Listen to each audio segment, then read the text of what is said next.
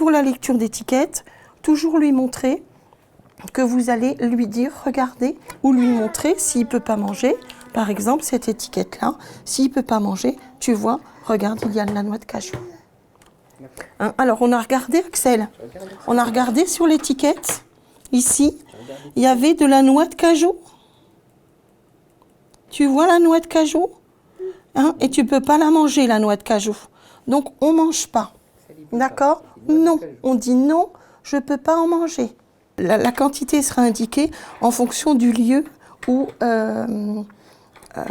sur la liste. Hein. Si c'est très haut, il y en a beaucoup. Au milieu, il y en a moins. En bas, il y en a moins.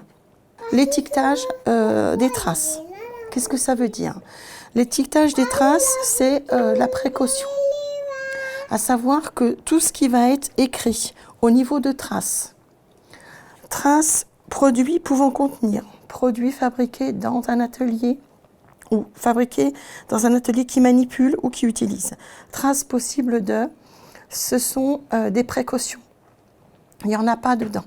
Simplement quelques petites règles importantes à savoir gérer. Savoir que quand tout ce qui est étiqueté par les industriels, les métiers de bouche sont obligatoirement maintenant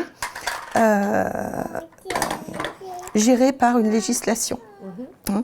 Donc ils sont dans l'obligation de vous donner la composition réelle contenue dans les paquets.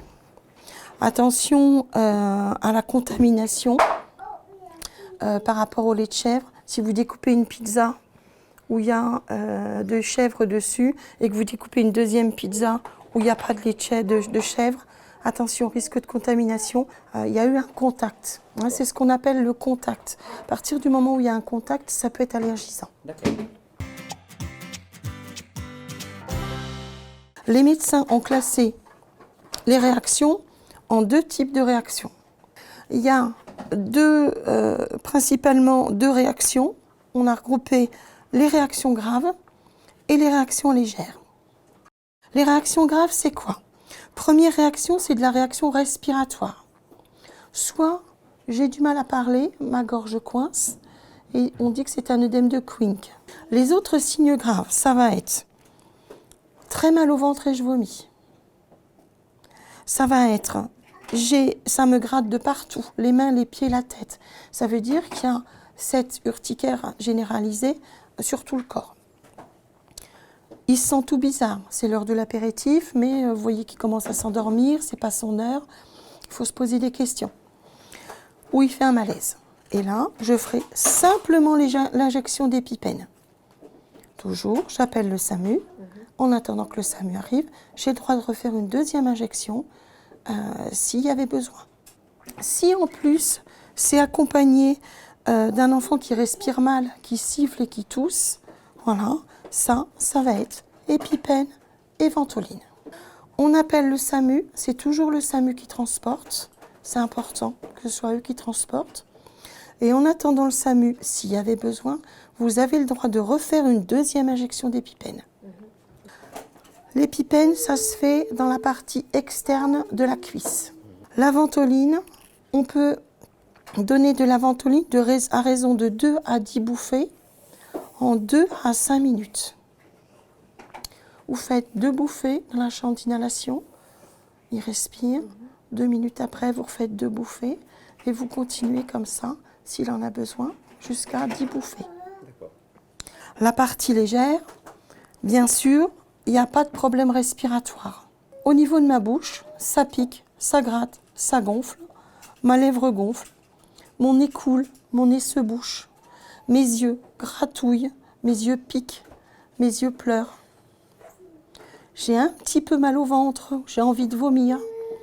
Ici, j'ai très mal au ventre et je vomis. Dans cette partie-là, j'ai un petit peu mal au ventre et j'ai envie de vomir.